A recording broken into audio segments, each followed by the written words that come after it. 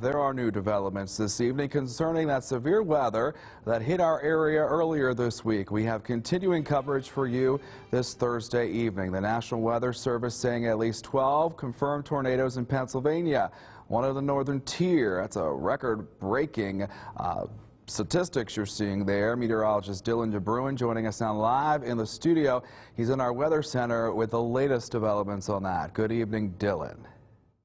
Good evening, Zach. The National Weather Service is still surveying the storm damage after Tuesday's severe weather.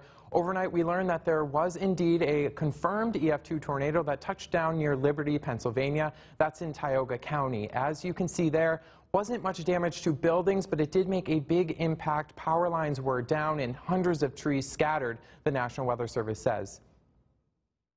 You know, we were issuing the warnings, and it looks like, we don't like to see damage and people's property destroyed, but the science kind of worked in well with what we actually saw ground truth developing with the storms. So luckily nobody was injured. Peter also says to see an EF2 tornado this time of year is very unique and rare.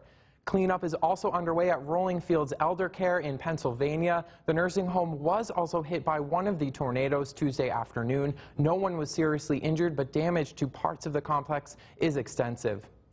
For Weather 24/7, you can download the 18 Storm Team app. More on our website, mytwintiers.com.